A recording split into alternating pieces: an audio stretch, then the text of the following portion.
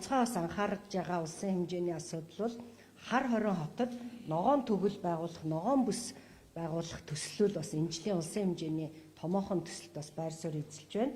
За хоёрдугаарт Улаанбаатар хотод бид бас бүхэл цэцэрлэгт хүрээлэн газруудаар тарьдаг.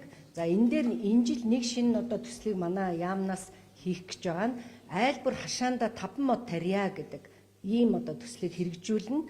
За өмнө нь бол төрийн байгууллагууд бас энэ хашаанда мод тарих ажлыг хийжсэн. За энэ жил бол бид нар нэлээд өргөн хүрээтэй нийслэлийн бүх дүүргүүдийг хамруулж 108 хороонд нийт 8000 өрхөд энэ хашаанда айлбар 5 мод тарих төслийг бол манай яам дэмжиж хийн. За энэ мод тарих ажлыг хийхдээ бид нар жижиг дунд бизнес эрхлэгчид мод тарьдаг иргэдийг дэмжих зорилгоор бас энийг хийн. Яагаад гэвэл манай ирж байгаа саналууд ямар санал байдаг вэ гэхээр энэ мод тарих том төслүүдэд голцоо том аж ахуйн нэгжүүд орж байна. Тэгэхээр бид нар бол энэ жижиг мод тарьдаг жижиг хэмжээний нөхөрлөлүүд, иргэд төрөмс байгууллагууд бас олноороо энд оролцмоор байна гэсэн ийм санал ирдэг учраас энэ жил энэ жижиг бизнес эрхлэгчдийг дэмжих чиглэлээр энэ 5 мод тарих аяныг хэрэгжүүлнэ. За цахим ийм Монголиа системд энэ мод бүрэх нэмэлт системийг бид нар нэлээд боловсронгуй болгож ажиллаж байна. Айлбар модоо бүртгүүлэх боломжийг бол нээж ажиллана.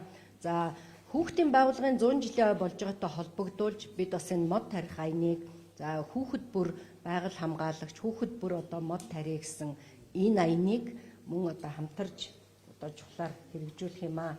За өнөөдөр бас засгийн газрын хурлаар нэг чухал шийдвэр гарсан. Говийн бүсийн усан хангамжийг хэрхэн шийдвэрлэх вэ гэдэг асуудал яригдсан.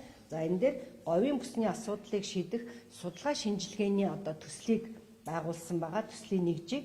Тэгэхээр энд бол шууд маргааш энэ төсөл хэрэгжээд эхэлнэ гэсэн үг биш. Төслийн нэгж ажилдаа ороод тухайн газар нутгийн иргэдтэй уулзах, эрдэмтэн судлаачдын бүх судалгааг нэгтгэх, нутгийн иргэд төрийн бүс байгууллагуудтай уулзаж өргөн хүрээнд энэ хилцүүлэг асуудлыг бол шийдвэрлэх ийм зорилготой. Тэгэхээр манай 14 мега төслийн нэг говийн бүсийг усан хангамжаар хангах энэ ажил нэлээд хурдцтай явж эхэлнэ гэсэн ийм мэдээлэл өгье. Одоохон би байж энэ нам байна. За сайн байцгаана уу. Өнөөдөр засгийн газар хуралдаж нэг чухал шийдвэр гаргасан. Хүүхдийн байгууллагын 100 жилийн зориулсан хүүхдийн төлөө заа гэж хэлье гэсэн ийм бодлогын хүрээнд нэлээд чухал шийдвэрүүд гаргалаа. Би боловсрол талаасаа жоохон юу нь хамаарч байгаа талаар та бүхэн товчхон мэдээлэл өгье. Нэгдүгürt энэ хүүхдийг хамгаалах, ялангуяа дотор байранд хүүхдийн хамгааллыг сайжруулах, дотор байрыг бүрэн хүүхдийн аюулгүй байдлыг хангах чиглэлээр камержуулах, дотор байрны нөхцөл байдлыг сайжруулах тал дээр бас нэлээд их шийдвэрүүд гарахаар байна. За энэ дээр боловсролын яам хамтран ажиллана. Энэ асуудлыг шийдвэрлэнэ.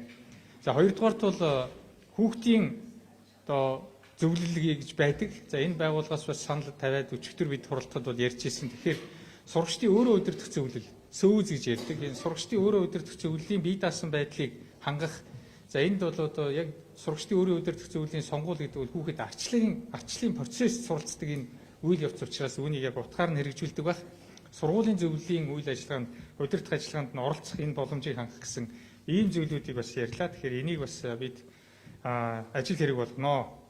За түүний зэрэгцээ бас хүүхдийн төлөө үндэсний зөвлөлийн хуралдаанд миний зүгээс ч бас хэлжсэн зүйл бол нийгмийн сүлжээнд SNS гэж ярьдаг. Facebook, TikTok, Instagram гэдэг нийгмийн сүлжээнд дэх 16 нас хүртэлх хүүхдийн оролцоог зохицуулах тухай анх дахь хуулийн төслийг бас 4 яамны донд ажлын хэсгэнд байгуулагдаад үзэл баримтлал нь боловсруулагдаад явж байна. За энэ ажлыг бид бас улсын хуралд өргөн барихын процессыг эхлүүлээд явж байгаа. Тэгэхээр энэ засгийн газраар оруулж хэлцээд хууль журмын төслийн тухай хуулийнхаа яг л бүх процедурыг хангаад ингэ явах юм аа. За энэ дээр бас хүмүүс бас анхаарч үзэж саналаа өгвөл их сайн парламент руу утахгүй байршина. За бас нэг чухал асуудал бол хүүхдийн цуслангуудыг сэргээх тухай асуудал яригдлаа. Энэ бол үнэхээр чухал.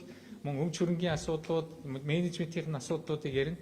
За энэ тал дээр бол хариуцсан яамных нь улсууд нь наривчлсан мэдээлэл өгөх баха. За мөн хүүхдийн ордон байгуулах асуудлууд яригдж байна. Үнэхээр та бүхэн бол ойлгож мэдж байгаа бах. Хүүхэд бол гэр бүлийн орчин, сургуулийн орчиндөө өнөөдөр өсөж төрж байна. Нийгмийн орчин шаардлагатай байна. Хүүхэд гэр сургуулийнхаа хооронд явахад хөгждөг ийм орчин шаардлагатай байна гэдэг энэ ажлыг хүүхэд энэ хоорондоо номын сангаар үйлчлүүлдэг, соёлын үйлчлэгээр үйлчлүүлдэг, спортоор үйлчлүүлдэг, өөрийгөө хөгжүүлдэг ийм боломжийг бий болгох тал дээр бас энэ боловсролыг дэмжих жилийн хүрээд энэ хүүхдийн төлөө одоо үйл ажиллагаа явуулж байгаа бүх одоо байгууллагууд хамтраад энэ дээр бас төсөв мөнгөө нийлүүлээд ингээд хүүхдийн төлөө хөрөнгө оруулалтыг хийя гэсэн ийм зүйлүүдийг ярилцсан. Та бүхэнд баярлалаа.